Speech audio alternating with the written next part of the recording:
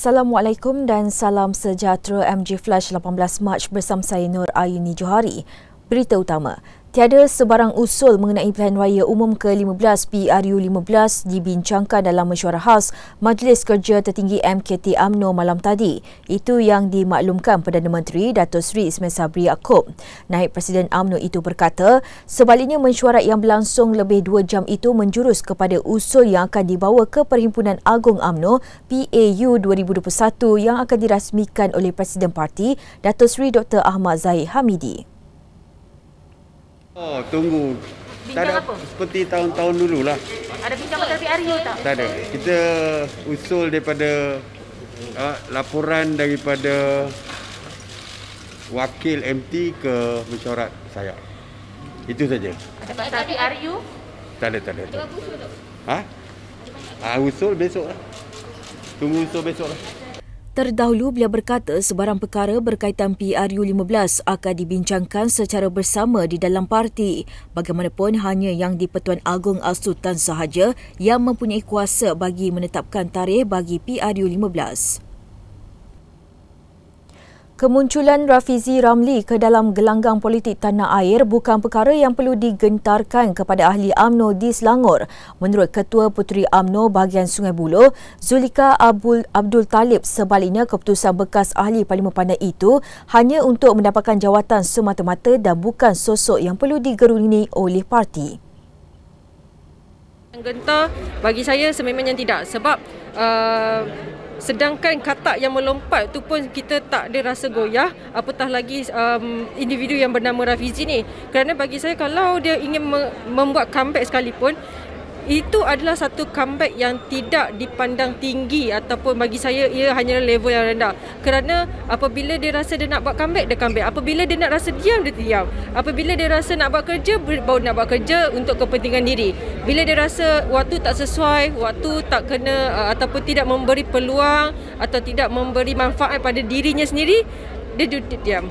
Jadi bagi saya comeback tu seolah-olah ayat ataupun perkataan yang tak sesuai bagi Rafizi, tetapi bagi saya sebenarnya Rafizi hanya mengambil peluang untuk manfaat dirinya sendiri saja, bukan untuk parti.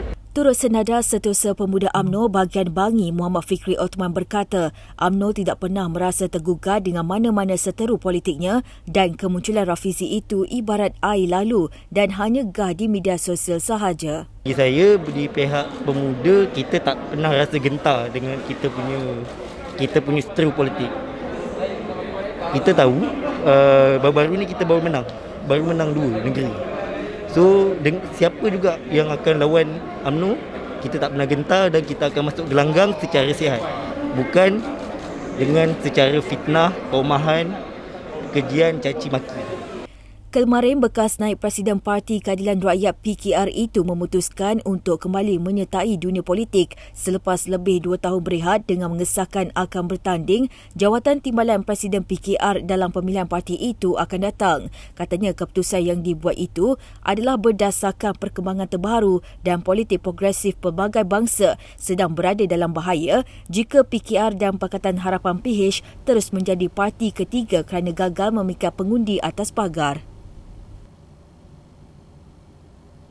Polis sedang mengesan seorang wanita berhubung dakwaannya mengenai 2 pelajar meninggal akibat suntikan vaksin COVID-19 kerana gagal hadir ke mahkamah. Ketua Polis Perak, Dato' Mio Farida Latraj Wahid berkata, Liana Razali dikesan dengan alamat terakhir di Taman Sri Andalas, Kelang, Selangor.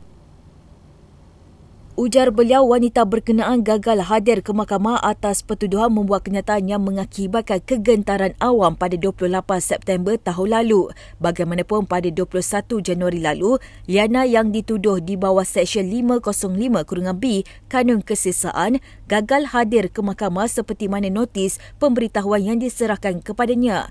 Mahkamah juga telah memberi tarikh baharu pada 10 Februari lalu, tetapi penama masih gagal hadir. Susulan itu, satu waran tangkap telah dikeluarkan oleh mahkamah dan polis sedang giat mengesan serta menghubungi wanita itu namun gagal. Justru pihak polis mengalu-alukan sebarang maklumat daripada orang awam untuk membantu mengesannya bagi tindakan selanjutnya.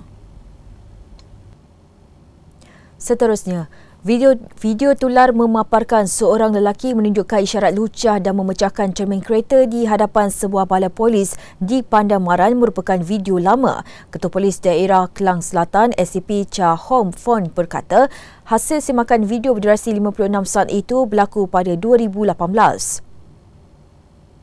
Katanya video berkenaan didapati tular pada pukul 9.15 pagi semalam selepas dimuatnai pemilik akaun Twitter Nan Manjoy. Individu berkenaan merupakan warga tempatan telah dituduh di Mahkamah Kelang pada 20 Ogos 2018 dengan suspek dikenakan hukuman penjara selepas gagal membayar denda berjumlah RM5,000 berdasarkan kes yang berlaku pada pukul 3.30 petang pada 31 Ogos 2018 mendapati suspek memarahi, memaki hamun serta menunjukkan isyarat lucah ke arah seorang wanita tempatan selepas menuduh mangsa melanggar motorsikalnya.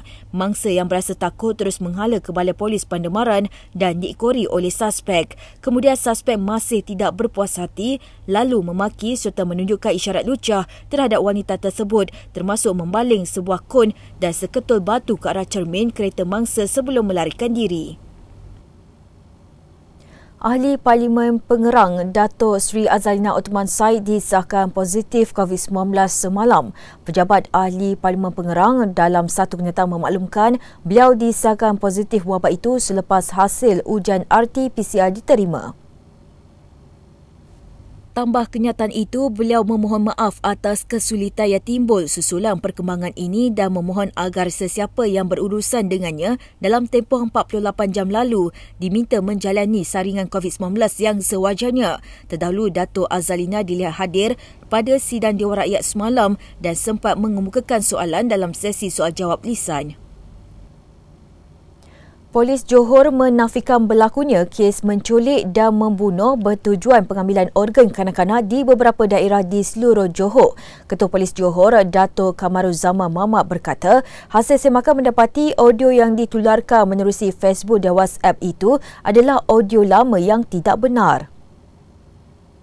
Beliau berkata audio yang pernah ditular pada 2019 mendakwa kononnya berlaku kejadian culik, bunuh dan pengambilan organ di Kahang, Mersing, Kluang dan Masai. Polis mendapati ia suatu cubaan untuk menimbulkan ketakutan dan kebimbangan orang ramai. Datuk Kamaruzaman menambah, perbuatan menyebar dan membuat spekulasi palsu adalah menyalahi undang-undang dan boleh diambil tindakan mengikut Seksyen 233 Akta Komunikasi dan Multimedia 1998. Jika disabit kesalahan, boleh didenda tidak melebihi RM50,000 atau penjara setahun atau kedua-duanya sekali. Beliau juga menasihati orang ramai agar tidak mudah mempercayai dakwaan diperoleh daripada sumber tidak sah menggunakan maklumat palsu.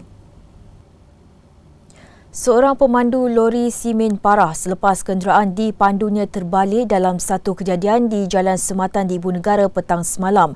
Ketua Jabatan Siasatan dan Penguasaan Trafik JSPT Kuala Lumpur, SCP Sarifuddin Muhammad Saleh berkata, kejadian itu berlaku sekitar jam 4 petang ketika mangsa dalam perjalanan menghantar muatan simen dari arah Sentul menghala Damansara Pavilion.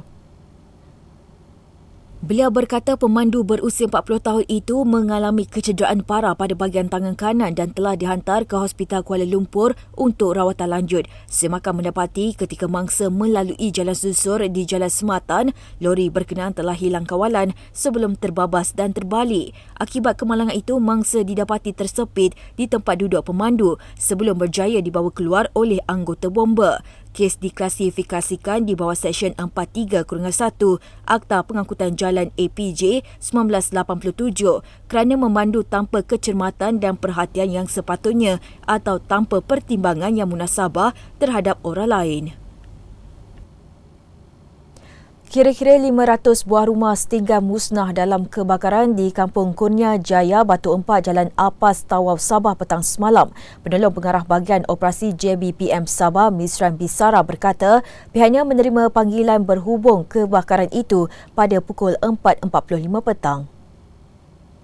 Bagaimanapun beliau berkata dalam kejadian kira-kira jam 4.30 petang itu tiada kemalangan jiwa dilaporkan dan perkembangannya akan dikemaskini dari semasa ke semasa. Seramai 49 anggota dari Balai Bomba dan Penyelamat BBP Tawau telah dikejar ke lokasi dengan dibantu BBP Sempurna dan pasukan bomba komuniti Kampung Kitingan. Tambah misran struktur rumah yang diperbuat daripada papan selain kedudukannya begitu rapat antara satu sama lain menyebabkan api merebak dengan cepat. Sekian dahulu MG Flash buat masa ini. Terus bersama kami untuk perkembangan terkini dari masa ke semasa hanya di platform media sosial Malaysia Gazette di Facebook, Twitter, Instagram dan juga YouTube atau melalui portal di www.malaysiagazette.com. Assalamualaikum dan salam hormat.